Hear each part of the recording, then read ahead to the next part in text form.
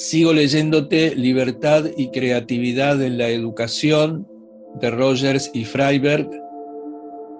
Seguimos en la tercera parte para el maestro, capítulo 11, las políticas educativas. El profesor de orientación humanista suele descubrir que no encaja dentro de una escuela convencional. Hemos visto pruebas de esto en la exposición incluida en las últimas páginas del capítulo precedente. El docente humanista puede sentirse como un extraño al estar en un sistema convencional. Esto no es sorprendente, ya que hay dos formas marcadamente diferentes de encarar el proceso de aprendizaje. Quiero ahora considerarlas en mayor detalle.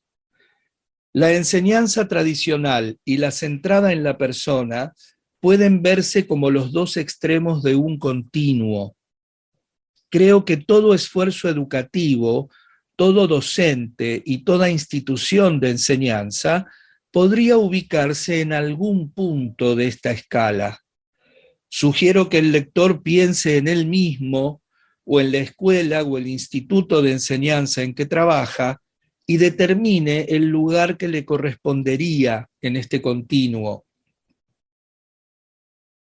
El modo tradicional. Creo que las principales características de la enseñanza convencional, tal como la hemos conocido desde hace mucho tiempo en los Estados Unidos y como la viven los estudiantes y los docentes, son las siguientes. El profesor es el dueño del conocimiento y el estudiante el receptor del mismo. El docente es el experto que conoce la materia. El estudiante permanece sentado, lápiz en mano, a la espera de sus sabias palabras. Hay una gran diferencia de estatus entre profesor y alumno. La clase magistral, el libro de texto o algún otro medio de instrucción intelectual verbal son los principales métodos empleados para introducir conocimientos en el receptor. El examen verifica en qué medida los ha recibido el alumno. Estos son los elementos centrales de este tipo de enseñanza. El motivo por el cual se considera la clase magistral o la conferencia un medio de enseñanza fundamental constituye un misterio. Eso tenía sentido cuando no se publicaban libros, pero su justificación actual casi nunca es explicada. También es un misterio la creciente insistencia en el examen, cuya importancia en este país ha aumentado enormemente en las 2 últimas décadas. Se le ha llegado a considerar el aspecto más importante de la educación, la meta hacia la cual se dirige todo lo demás. El docente es quien ejerce la autoridad y el estudiante es el que obedece. El funcionario administrativo también tiene autoridad y en este caso tanto el profesor como el alumno son los que obedecen. El control siempre se ejerce desde arriba hacia abajo. La regla impuesta por la autoridad es la política aceptada en el aula. A los maestros principiantes de la escuela primaria se les suele aconsejar: asegúrese de controlar a los alumnos desde el primer día. Otra máxima habitual que denota el carácter lúgubre de este control es: no sonría a los chicos antes de Navidad. La figura autoritaria, el maestro, es la central en este tipo de enseñanza, ya sea que se le admire por sus conocimientos o se le desprecie por tiránico, el docente siempre es el centro. La confianza es mínima. La más notable es la desconfianza del docente hacia el estudiante. No se puede esperar que el alumno estudie y se desenvuelva satisfactoriamente sin la constante supervisión del profesor. La desconfianza del estudiante hacia el profesor es más difusa. Desconfía de sus motivaciones, sinceridad, equidad y competencia. Puede darse una buena relación entre quien habla y quienes lo escuchan, puede haber admiración por el instructor, pero la confianza mutua no es un ingrediente perceptible en esta relación. Se puede gobernar mejor a los sujetos, entre paréntesis, estudiantes, si se los mantiene en un estado intermitente o constante de temor. Hoy en día los castigos corporales no son tan frecuentes en las escuelas, pero las críticas en público, el ridículo y el constante temor a fracasar son aún más poderosos. Según mi experiencia, este estado de temor parece incrementarse a medida que se asciende en la escala educativa, porque el estudiante tiene cada vez más que perder. El alumno de la escuela primaria puede ser menospreciado o considerado tonto. En la escuela superior a esto se agrega el temor de no llegar a graduarse, con las consiguientes desventajas personales, económicas y educativas. En la universidad, estas consecuencias se magnifican e intensifican, y en el nivel de graduados aparece la censura ejercida por las actitudes autocráticas de ciertos catedráticos. Muchos graduados no han logrado la licenciatura por negarse a someterse a los caprichos del jefe de la correspondiente cátedra. Su posición suele ser análoga a la de algún esclavo sometido al poder de vida y muerte de un despótico monarca de Oriente. La democracia y sus valores se ignoran y desprecian en la práctica. Los estudiantes no participan en la elección de los objetivos del curso, del programa de estudios o del sistema de trabajo. Todas estas cosas les son impuestas. Los alumnos no toman parte en la selección del personal docente ni pueden opinar acerca de las políticas educativas. Del mismo modo, los profesores no suelen intervenir en la elección de las autoridades administrativas ni en la formación de la política de enseñanza. Todo esto está en abierta contradicción con lo que se enseña sobre las virtudes de la democracia, la importancia del mundo libre y demás. Las prácticas de la política escolar son flagrantemente opuestas a lo que se enseña. Al tiempo que se les inculca que la libertad y la responsabilidad son los rasgos más gloriosos de nuestra democracia, los estudiantes constatan que en la práctica no tienen ningún poder, muy poca libertad y casi ninguna oportunidad de ejercer el derecho de opción o de asumir responsabilidades. En el sistema educativo no tiene cabida la persona en su totalidad, sino tan solo su intelecto.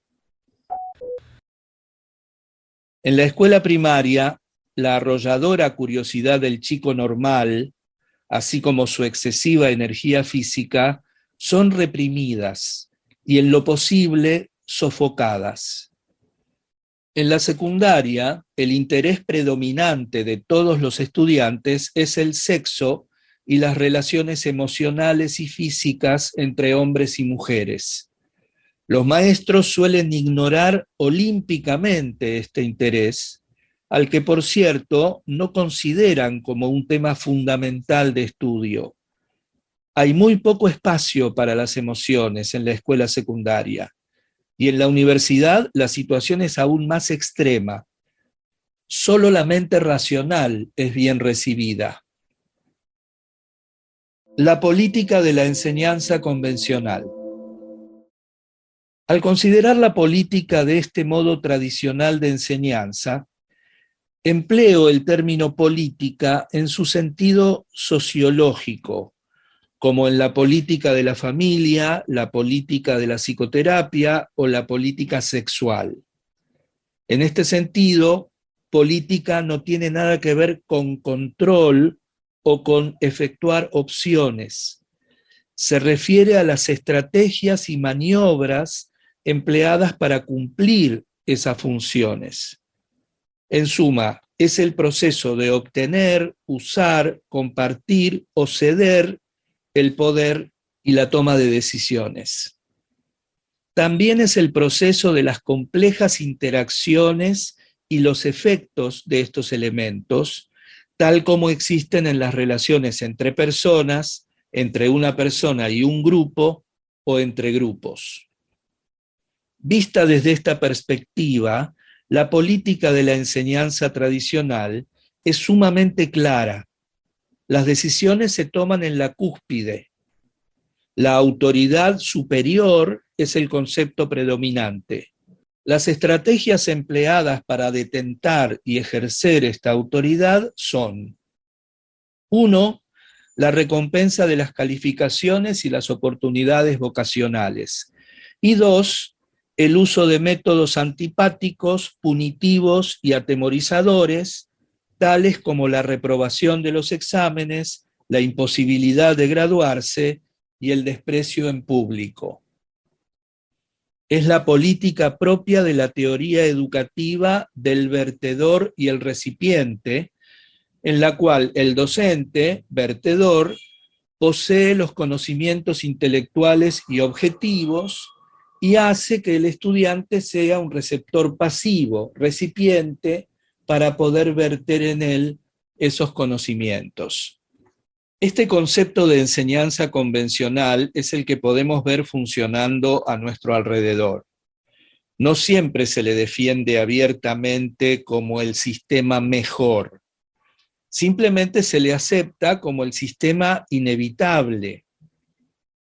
En ocasiones, sin embargo, encuentra un portavoz, como en el caso del doctor J. Michael, vicepresidente de la Universidad de California. Michael se opuso con firmeza a 2 recomendaciones que se habían efectuado al cuerpo legislativo. Una de ellas era que se reservara un pequeño porcentaje del presupuesto para destinarlo a la introducción de innovaciones en la enseñanza. Esta sugerencia le resultó del todo inaceptable. La otra recomendación indicaba que la educación debería incluir el aprendizaje afectivo tanto como el cognitivo. Sobre esto dijo Michael: hay conocimientos que existen separados y aparte de los sentimientos del individuo, y la acumulación de esos conocimientos es cognitiva. Puede ser transmitida, se la puede enseñar y aprender. La inclusión de un aprendizaje afectivo tendría el efecto, temía, de reducir la importancia del aprendizaje cognitivo a un nivel académicamente inaceptable. He aquí un apoyo explícito a la política del vertedor y el recipiente. Son los profesores quienes saben qué es lo que se debe transmitir a los alumnos. El modo centrado en la persona. El enfoque centrado en la persona se ubica en el extremo opuesto de la escala. Es radicalmente distinto en cuanto a su filosofía, métodos y política. En nuestra cultura educativa actual, para que exista, debe darse una condición previa. Si esa condición previa se da, entonces los demás aspectos enumerados se pueden aplicar y observar en todos los niveles de enseñanza, desde el jardín de infantes hasta la universidad. La condición previa es: la persona a quien se percibe como figura de autoridad en la situación tiene la suficiente seguridad en sí misma y en su relación con otros como para sentir una confianza esencial en la capacidad de los demás para pensar por sí mismos y para aprender por sí mismos. Considera a los seres humanos como entes dignos de confianza. Si existe esta condición previa, los siguientes aspectos se vuelven posibles y tienden a ser llevados a la práctica. El docente facilitador comparte con otros, con los estudiantes y quizá también con los padres o los miembros de la comunidad, la responsabilidad del proceso de aprendizaje. la planificación de los programas de estudios, el sistema de administración y funcionamiento, la obtención de fondos, la elaboración de la política a aplicar, son responsabilidad de los integrantes del grupo en cuestión. Por lo tanto, una clase puede ser responsable de su propio programa de estudios, pero el grupo en su totalidad tendrá la responsabilidad sobre la política global. En todo caso, la responsabilidad es compartida. El facilitador suministra recursos para el aprendizaje, procedente de él mismo y de su experiencia, de libros o materiales o experiencias de la comunidad. Alienta a los alumnos a agregar recursos que conozcan o hayan experimentado. Abre la puerta a recursos exteriores a la experiencia del grupo. El estudiante desarrolla su propio programa de aprendizaje, solo o en colaboración con otros. Explorando sus propios intereses, ante este caudal de recursos, el estudiante efectúa las opciones relativas a la dirección que ha de seguir su proceso de aprendizaje y asume la responsabilidad de las consecuencias de dichas opciones. Se crea un clima facilitador del aprendizaje. En las reuniones de la clase o de toda la escuela, prevalece una atmósfera de autenticidad, aprecio y comprensión. Este clima puede surgir al principio de la persona percibida como conductora del grupo. A medida que avanza el proceso de aprendizaje, serán los estudiantes, al interactuar, quienes asegurarán de forma creciente la prevalencia de ese clima. Aprender cada uno de los demás se vuelve tan importante como aprender de los libros, las películas didácticas o los trabajos prácticos.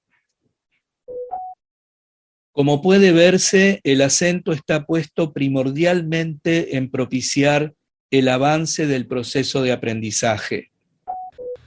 El contenido del aprendizaje, si bien es importante, ocupa un segundo lugar.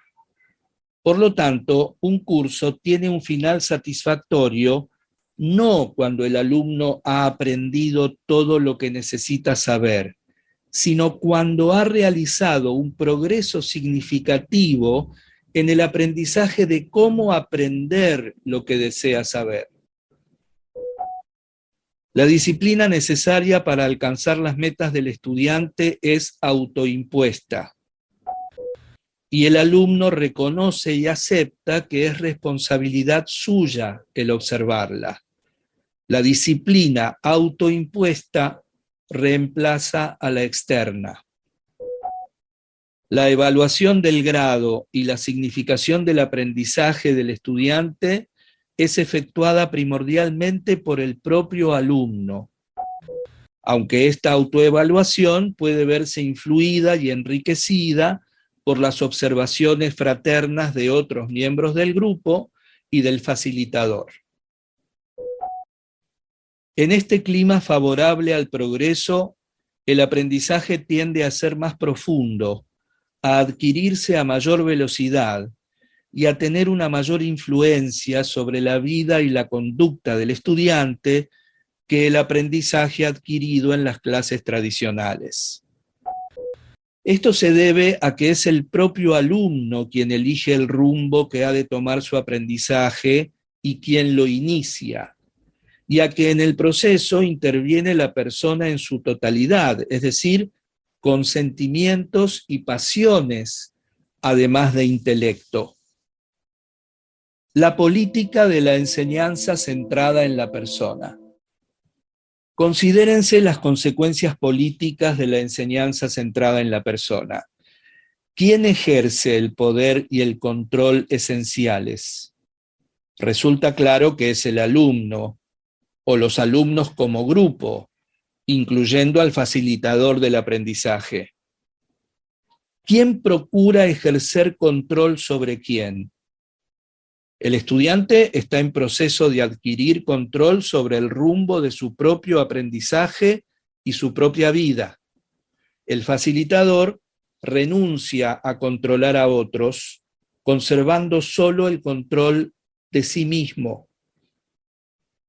Observo dos estrategias empleadas en relación con el poder.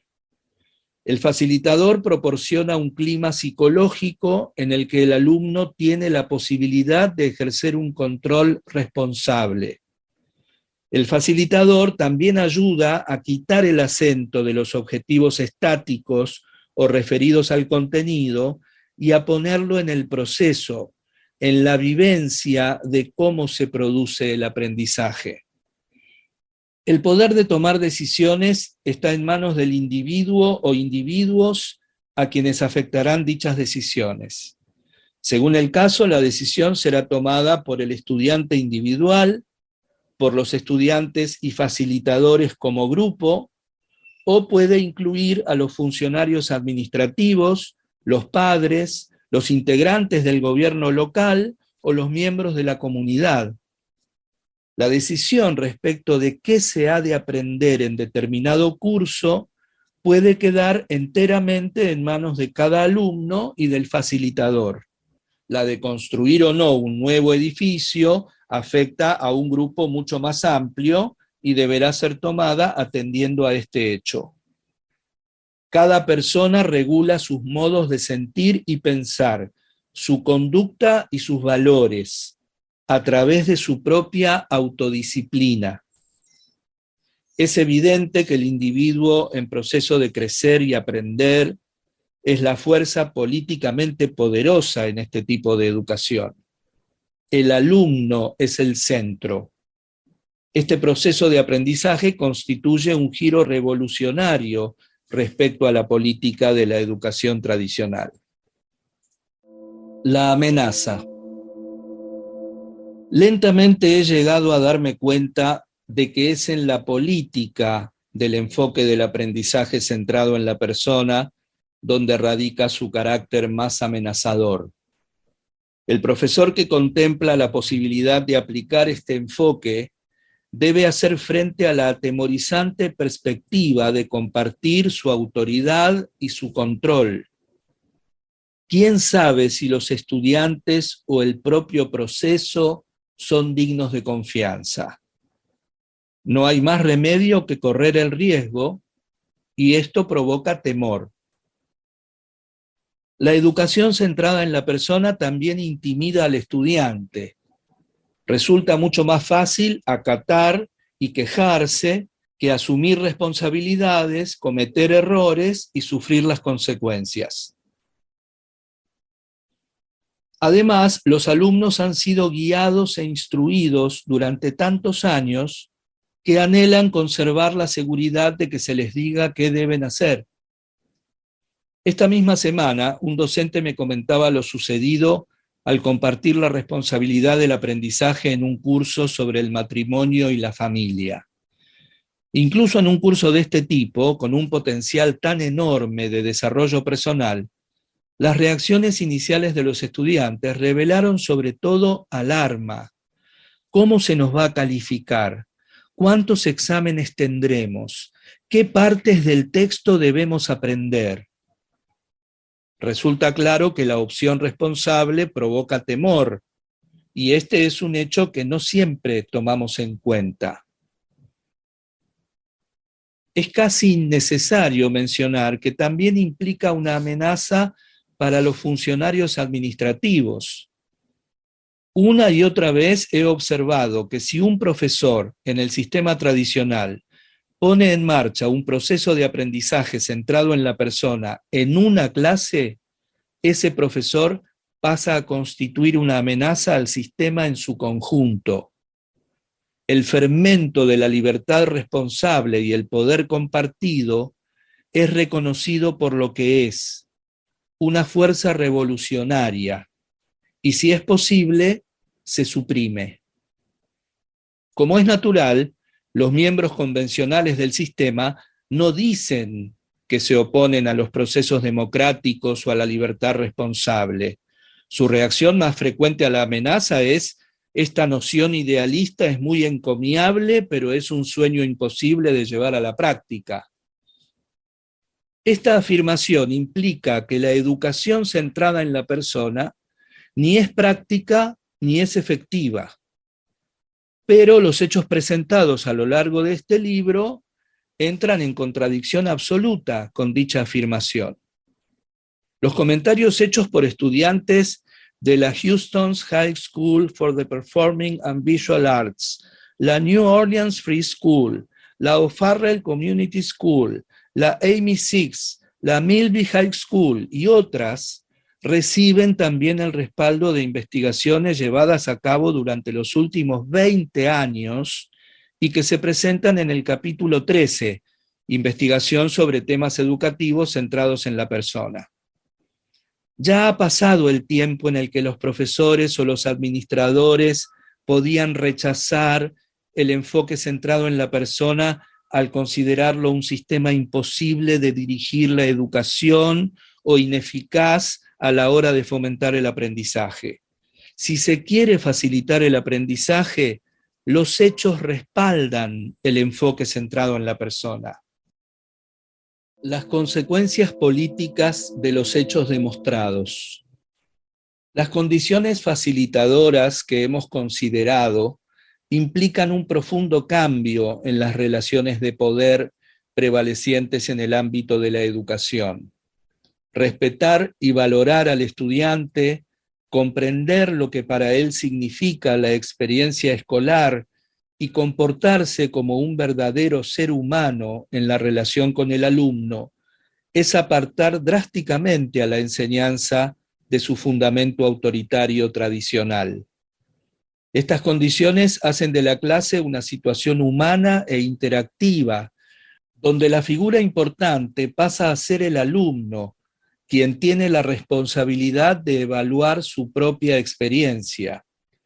Y las investigaciones demuestran que esta política humana propicia todo tipo de aprendizaje constructivo, tanto a nivel personal como intelectual. Más aún, la falta de un medio humano obstruye ese aprendizaje y da por resultado un progreso inferior al normal. Con una política humana marcada y perceptiblemente definida, los estudiantes avanzan en su forma de comprenderse a sí mismos y en su conducta social. Todo esto constituye una afirmación categórica del valor de un enfoque de la educación centrado en la persona. ¿Podemos influir en una profesión? ¿Sería posible hacer avanzar a una profesión entera hacia un enfoque más humanista centrado en la persona? De intentarlo, es evidente que la estrategia más eficaz radicaría en aportar vivencias centradas en la persona a los encargados de la preparación de los profesionales en cuestión.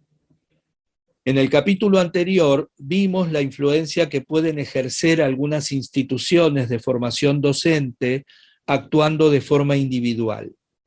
Pero existe un interesante ejemplo de un esfuerzo dirigido a abarcar a una profesión en su totalidad, la medicina. Es un caso del que podemos aprender mucho. Hace más de 10 años, una integrante de nuestro centro, Oriane Stroud Maloney, cuyo difunto marido había ejercido la medicina hasta su muerte, inició un plan para ayudar a los médicos a relacionarse de un modo más humano. Consiguió el respaldo y el aliento del decano de la Facultad de Medicina de la Universidad Johns Hopkins y de otras personas, incluyéndome a mí. Se elaboró un programa destinado a los educadores del campo de la medicina, es decir, a los responsables de las actitudes de los médicos jóvenes. El primer encuentro de trabajo sobre dimensiones humanas en la formación médica de 4 días de duración se llevó a cabo en junio de 1972. Habíamos temido que el personal médico superior no respondiera a un programa dirigido por personas ajenas a la profesión. En consecuencia, nos sorprendió gratamente que asistiera más del 50%, del cual un buen número eran decanos de facultades de medicina o jefes de departamentos médicos. Los asistentes en general dudaban de que la experiencia fuera a resultarles provechosa. Para unos pocos, el programa no tuvo mayor utilidad, pero la gran mayoría adquirió nuevos conocimientos y vivencias, tanto personales como profesionales. Habíamos invitado a algunos estudiantes de medicina y médicos internos para que estuviera representado el punto de vista de quienes se estaban formando para ejercer la medicina. Esta idea resultó ser muy oportuna. Los organizadores constataron con sorpresa que los asistentes a este encuentro y a los que le siguieron consideraban más provechosos los grupos de trabajo reducidos y a menudo altamente personales e intensos que las asambleas para discutir las maneras de modificar las instituciones. En consecuencia, los grupos reducidos pasaron a ser el foco central de las reuniones. ¿Qué obtuvieron los participantes? Creo que lo mejor será dejar hablar a algunos de ellos transcribiendo sus cartas o respuestas a cuestionarios. Un catedrático: disfrutar más de la actividad de enseñar, no sentir la necesidad imperiosa y ficticia de salir adelante o ganar la delantera o tener éxito, no sentirse culpable por no haber leído hasta el último de los trabajos publicados, relacionarse a un nivel mucho más humano con estudiantes, docentes y personal administrativo. Un decano de Facultad de Medicina: en estas semanas pasadas, desde el encuentro, he continuado adquiriendo cada vez más iniciativa, comprensión y relaciones más cálidas, así como un mayor interés por conocer mejor a mis colegas y una creciente capacidad para relacionarme con otros. Dio resultado. Siento respecto a los miembros del grupo un compañerismo que rara vez había vivido anteriormente. Una docente: me hizo tomar mayor conciencia de los estudiantes como personas. Un estudiante de tercer año de medicina: mi vivencia en el grupo ha sido la parte más significativa y valiosa de toda mi formación médica hasta ahora. La posibilidad de haber tenido interacciones genuinas y dinámicas con miembros de la comunidad médica me ha servido de apoyo durante todo el proceso de convertirme en médico. Jefe de departamento de cirugía: para expresarlo en pocas palabras, aprendí muchísimo. La medicina y la formación de médicos necesitan con urgencia lo que ofrecen este tipo de encuentros. En el avión que me trajo de regreso, decidí incorporar una materia dedicada a la práctica de relaciones humanas a nuestro programa de entrenamiento de cirujanos internos y residentes. Obsérvese que muchas de estas respuestas indican una forma más libre de comunicación y una mayor disposición a compartir la autoridad. A partir de ese comienzo, el programa ha progresado con rapidez. Se han realizado ya muchos de estos encuentros de 4 días con más de 1000 participantes. Casi todas las facultades de medicina de los Estados Unidos han estado representadas y están empezando a asistir miembros de universidades extranjeras. Muchos de los asistentes manifestaron su deseo de recibir entrenamiento más intensivo en facilitación de grupos para poder actuar con más eficacia en su lugar de trabajo. Por lo tanto, se han realizado algunos encuentros de 10 días de duración en los que se presenta un material más cognitivo. Pero la mejor capacitación para el facilitador sigue siendo la vivencia de aprender a ser más auténtico dentro de un grupo. Una reacción habitual de los asistentes fue el deseo de que participaran en los encuentros otras personas de su departamento o facultad. En consecuencia, se fomentó la asistencia de equipos de trabajo. Algunas facultades de medicina enviaron entre 5 y 15 representantes a los encuentros. De esta forma, cada uno de ellos contaba con un grupo de apoyo al volver a su trabajo. El factor más importante han sido las numerosas solicitudes para realizar encuentros similares dentro de la propia facultad. Jefe de departamento de cirugía.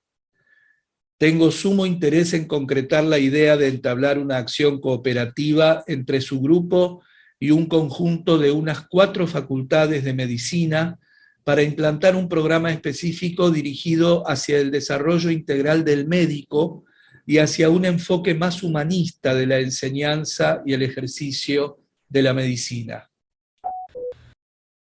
Algunas facultades de medicina han iniciado programas humanistas de este tipo, adoptando diferentes formas según cada caso, pero con el objetivo común de formar médicos con experiencia y capacitación en relaciones interpersonales. En una de estas facultades se emprendió un programa piloto original que contó con el firme respaldo del decano, quien había asistido a uno de los primeros encuentros de trabajo. Esta facultad llevó a cabo hace poco una reunión de 4 días de duración que implicó una intensa experiencia grupal para todos los nuevos alumnos, los 30 profesores que habrían de tratar con esos alumnos y el personal del establecimiento, secretarios, jefes de archivos, bibliotecarios. Los facilitadores de los grupos intensivos eran profesionales de otras facultades de medicina de la región, quienes habían asistido a nuestros programas de 10 días de duración. Se logró una profunda comunicación entre docentes, estudiantes y personal. Imagínese el lector la situación. 90 estudiantes con sus respectivos cónyuges que mantienen entre sí y con sus profesores una relación informal de compañerismo por haber compartido con ellos en un plano de igualdad sus esperanzas, sueños, ansiedades, preocupaciones y temores, y que ahora interactúan en sus clases como personas, no como roles. Esta situación constituye una revolución en la enseñanza profesional.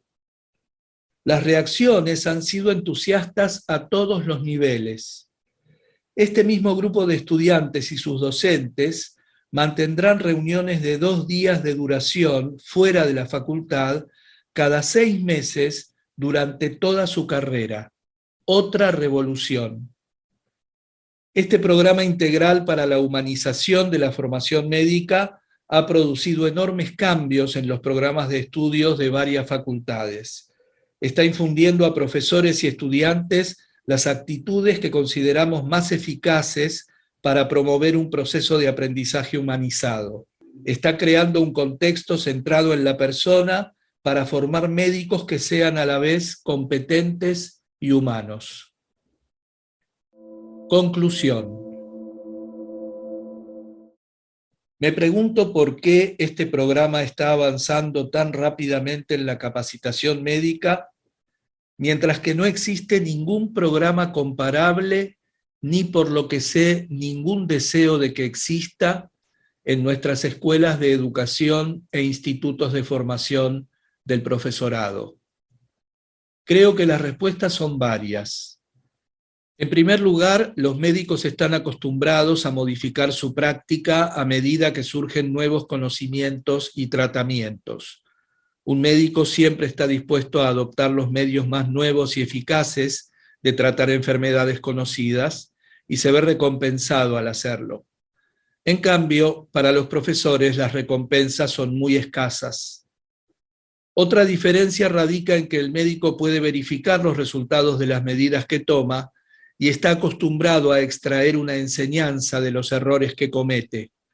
Una autopsia le indicará que se ha equivocado en el diagnóstico. Un grave efecto colateral en un paciente que ha ingerido un medicamento nuevo le pone ante la necesidad de aprender algo más. Para el médico es ventajoso tener una actitud abierta y propicia al cambio. En lo que respecta a la educación, en cambio, resulta muy difícil constatar los resultados a largo plazo.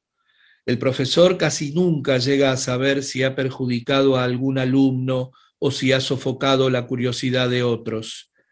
Tal constatación sería muy peligrosa.